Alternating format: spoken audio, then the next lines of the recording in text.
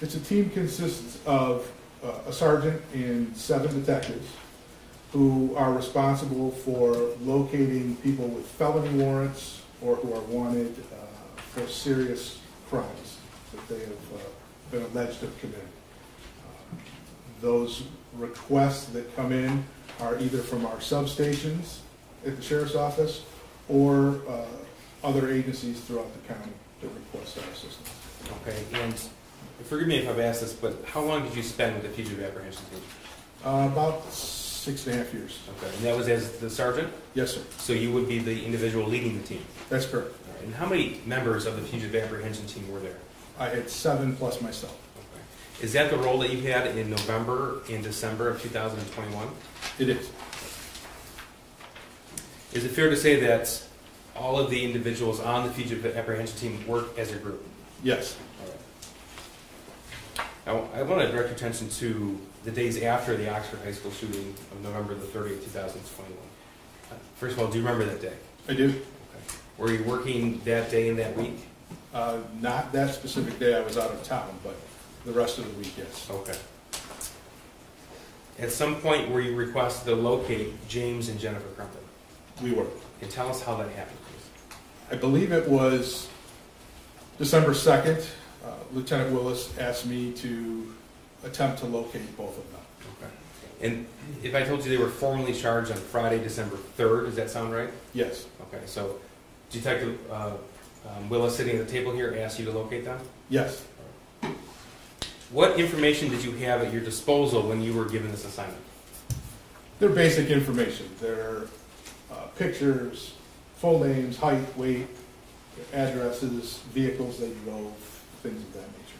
Okay. Were you made aware that their phones were seized on the evening of November the 30th? Yes. Okay, so tell us please, what did you and your team do to attempt to locate the defendant? We began looking at and conducting surveillance at their residence.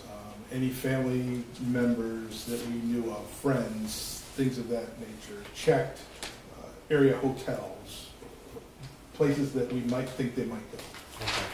Okay. Did you locate them? You were given this assignment on December the 2nd, you said? Yes. Did you locate them that day? We did not. Were you able to identify where they had stayed from November the 30th until that point in time? We had identified a hotel they had stayed at. I don't specifically remember the name of the hotel, but okay. Any hotel. That's fine.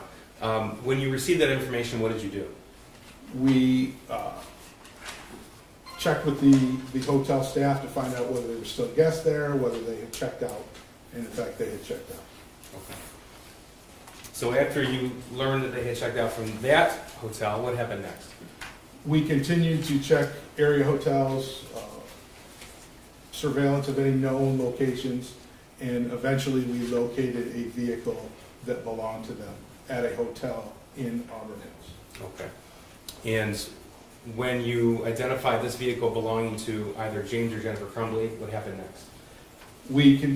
I pulled all of the team to that location and we began constant surveillance on that vehicle to check and see if they would come back for it. Was that on Thursday, December the 2nd or Friday, December the 3rd? That was on Friday, December the 3rd. Okay. And did either the defendant or his wife come back to the vehicle? They did not. Right. And tell us, please, what's happening at that point in time? At that point, we're still trying to locate them. We're still, again, checking anything, social media, anything we can find to try to locate them. Okay. And were you able to at that point? No, we did not. All right. Tell us what happened next. At some point late in the evening, and I don't remember the exact time, we were made aware that their other vehicle had been located in a parking lot by the Detroit Police Department. Okay, so this is late in the evening on Friday, December the 3rd? Correct. Okay. Did you come to learn that they were formally charged at noon on December the 3rd? Yes. Okay, so earlier that same day? Correct. All right. When you learned that they were charged, what did you do personally? Myself and one of the other detectives went to what we learned was their attorney's office and checked the office parking lot or surrounding parking lots to see if their vehicle might be there. By chance they would be in the office with the attorney. Upon not finding the vehicle, we went in and made contact with one of their attorneys. Okay.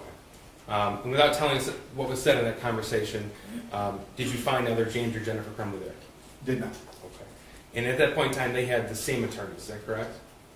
It's my understanding, yes. Okay. And so that was, would that have been before noon on December the 3rd or after noon, December the 3rd? It was afternoon. Okay, so after they were charged? Yes. All right. And backing us up a little bit in the timeline, it was after that that the vehicle belonging to one of the defendants was recovered? Yes, several hours later. Several hours later. Okay, thank you. Later that evening, Friday, December 3rd, what did you learn? That the vehicle was located in the parking lot in the business in Detroit. Okay. So another vehicle belonging to either James or Jennifer Crumbley was located in Detroit? Right. All right. Tell us what happened next. At that point, I left one person sitting on the vehicle in Auburn Hills, just by chance they came back to it, and the rest of the team and myself went to Detroit to attempt to locate them somewhere in the area of the vehicle. Okay. The law enforcement personnel involved in this endeavor, was it contained to just the 7 of you? No, sir. Okay. Tell us what you encountered when you went to the location where the vehicle was found. Originally, when we got there, there were several Detroit police officers that had the street blocked and had the car secured in the parking lot. As we searched the area, because we had no idea whether they had walked away from the car, they were in the building, we didn't know at that point. So we were searching the area. More and more law enforcement officers arrived. Officers from the U.S. Marshals arrived to assist us, the Border Patrol, the Michigan State Police, more Detroit Police, all arrived on scene. Okay. After the exterior of the location was searched, and I take it no one was found then? Correct. Okay. What happened next? We formulated a plan to begin searching the building. It was a 3-story industrial building. We had several officers on site, so at that point we decided to begin going room to room and search the entire building. Okay. I'm going to show you what's been admitted as People's Exhibit 307. This is a photograph, sir. Do you recognize what's in this photograph? I do. And tell us how. That is the industrial building where the vehicle was located in the parking lot. Okay. So the parking lot would be behind this chain link fence to Yes. the right of the photograph? Correct. Okay. And did you and your team participate in the physical search of the interior of this building? We did. Okay. And now, contained to the interior of the building, again, was it just the 7 of you, or other law enforcement personnel involved as well? Oh, several law enforcement officers. All right, tell us about that, please. The plan was formulated that the Detroit Police Department would search the first floor of the building. The rest of the teams that were there, we took on the task of searching the 2nd and 3rd floor of the building. Okay.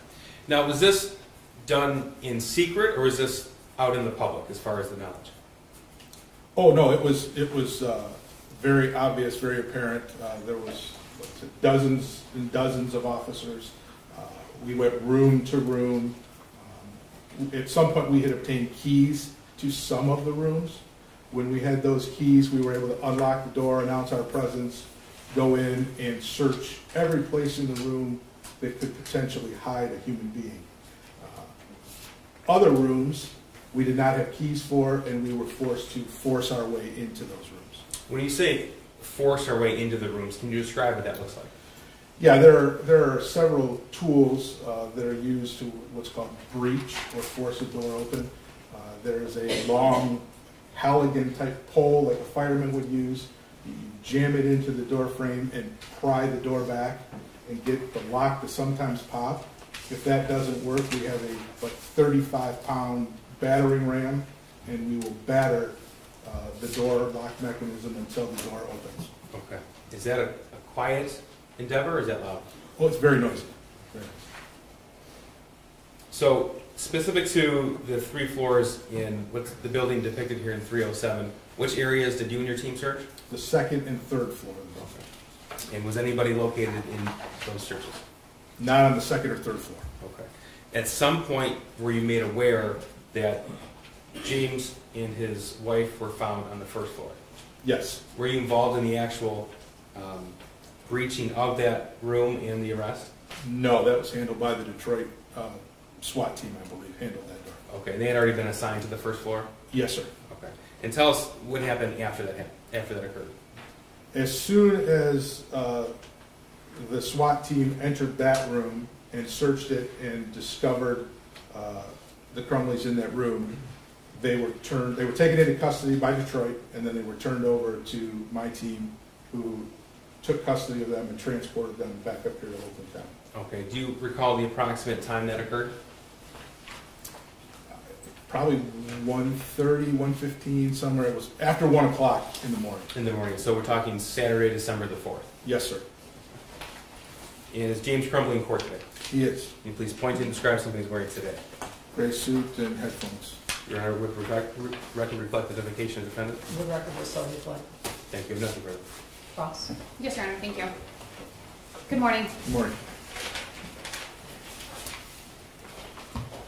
Your involvement began on December 2nd of 2021, is that correct? Yes, ma'am. You were out of town on November 30th. Is it safe to say you were aware of the shooting that occurred at Oxford High School on November 30th prior Yes. to your involvement? Yes.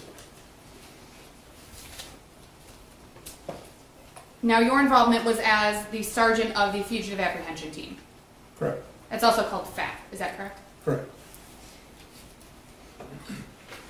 You testified that unit is responsible for locating people with felony warrants or wanted for serious crimes. Correct. Your unit did not get involved in all felony warrant arrests, is that fair? I'm not sure I understand what you Sure. All felony warrant arrests in Oakland County, your unit did not go and arrest everybody who has a felony warrant. Is that fair? That's fair. Okay. And your unit did not get involved with all crimes that people were arrested for. Is that fair? That's fair.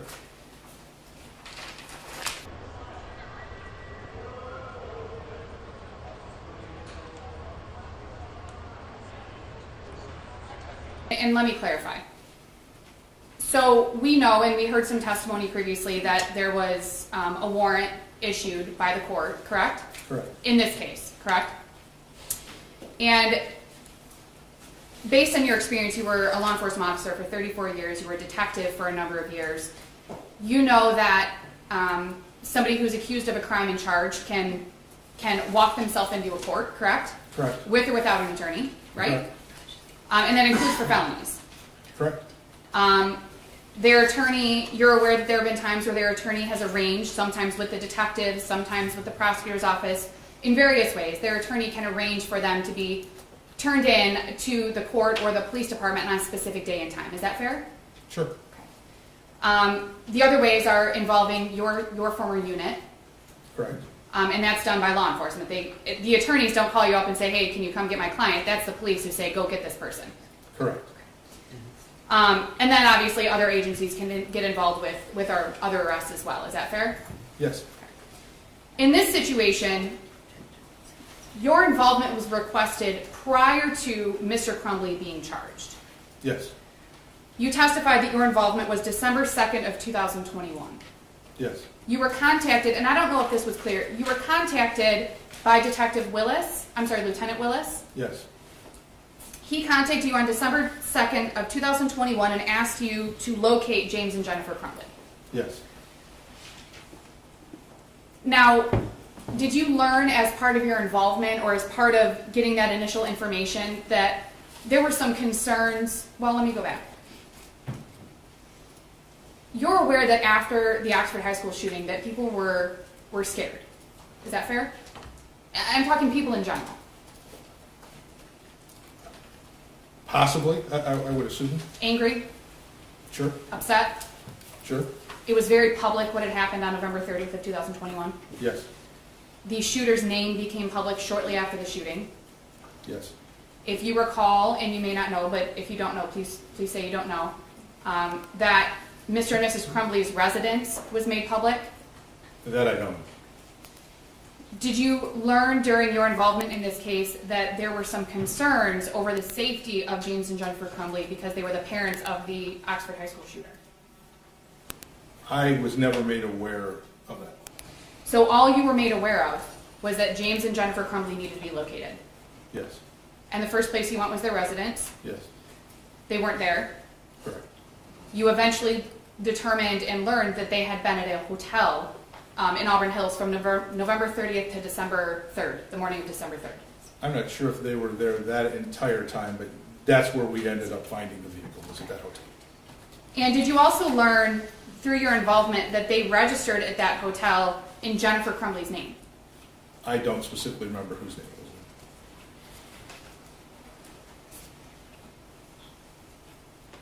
So you began looking for James and Jennifer Crumbley before they were formally charged. Correct. Now, I assume in your career you've been involved in what would be considered high profile or media cases, is that correct? Yes. And oftentimes in those cases, is it standard practice for your department to take someone into custody before the actual charges are announced? Depends on the crime and the circumstances surrounding it. Your department often, and correct me if I'm wrong, but your department will often assume that a high profile case or a serious offense that somebody might run. It is a possibility. People do. You had no information that James Crumbley had indicated that he was going to run away or flee or anything like that. Is that fair? On December 2nd of 2021. That's fair.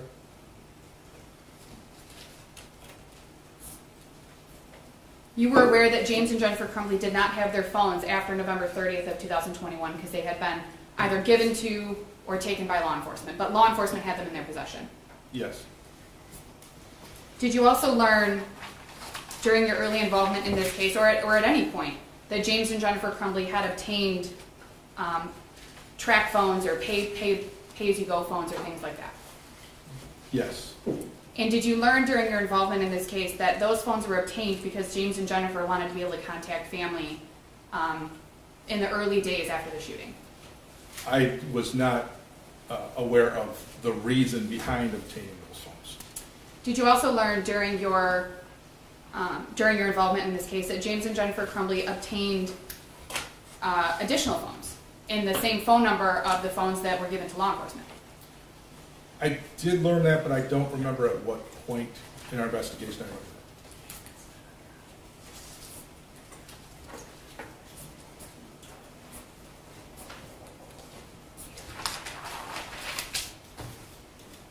Said that charges were formally announced at approximately noon on December 3rd of 2021. That's my understanding, yes. You do not know whether or not James and Jennifer knew that those charges had been formally announced. Is that fair? That's fair. You said that you went to James and Jennifer's attorney's office and you talked to an attorney. I did. That was not me, correct? It was not. Some hours later, you were notified that that one of their vehicles was located in a business parking lot in Detroit. Correct. It was not a parking garage, is that fair? Yes. It was not underground parking. No. It was not indoor parking. No. It was a gated parking lot. We can see the fence in the photo, correct? Correct. There weren't boxes or branches or anything covering their vehicle. Their vehicle was in the parking lot. Correct.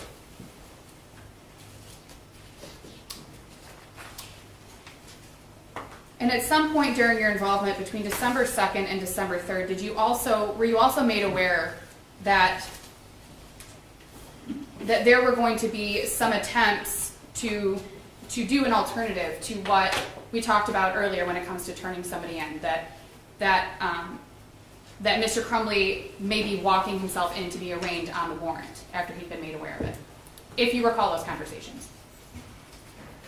I had conversations with an attorney, but I'm not sure what I can go in.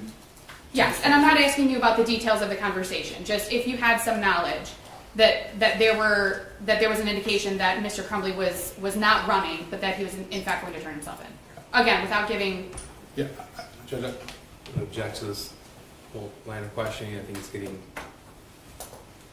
close to speculating what the purpose of what a hearsay conversation would be, and it could open the door to other things. Well, yeah, are you going to open the door to that? I can move on, Judge. All right.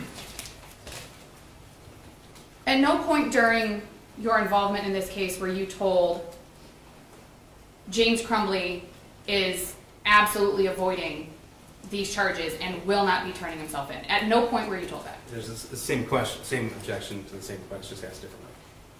Well, and who is he being told that by? It could be anybody, Your Honor. His involvement was requested by Lieutenant Willis.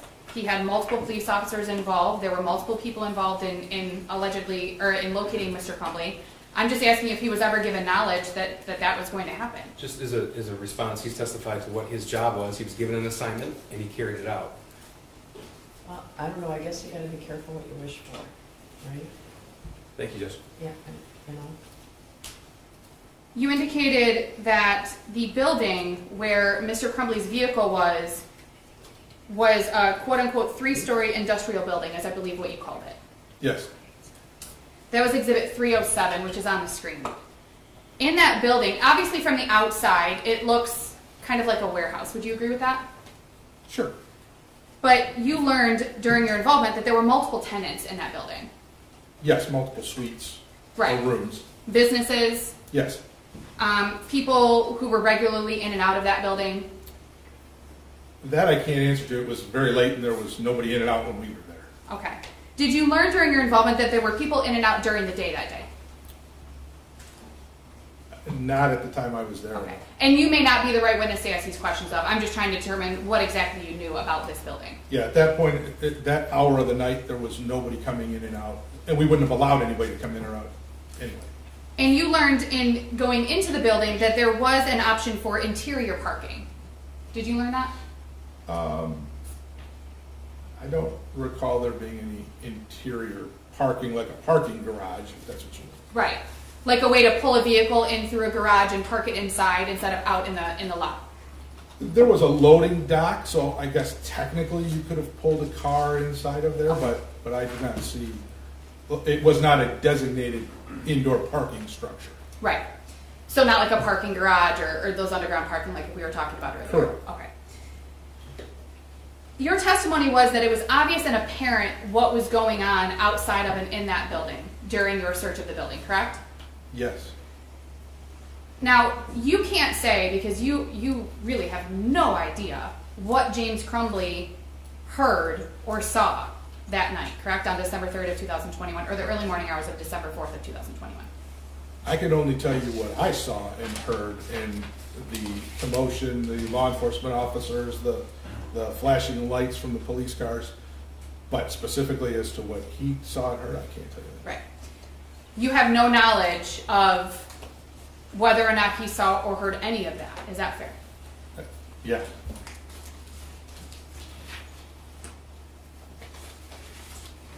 You were not part of the arrest of James Crumbley after entry was made by DPD's SRT unit, correct? Correct. I have no further questions, Your Honor. Your draft? Thank you. Sir, who were you given this assignment by? Lieutenant Wilkes. Okay. And you were asked to locate James Crumbley on December the 2nd, not arrest him on December the 2nd. Is that correct? Correct. And that's not uncommon for an officer in charge to contact the fugitive apprehension team to locate a suspect, is it? No, that's not uncommon at all. Okay. And the goal as a member of the fugitive apprehension team is a peaceful surrender? Yes, Okay. Is that why you reached out to Mr. Crumbley's attorneys? absolutely. Okay. And there were no arrangements made to you to turn the defendant in on Friday, December the 3rd, were there? No. Nothing. All right, you can step down in your excuse. Thank you. Thank you.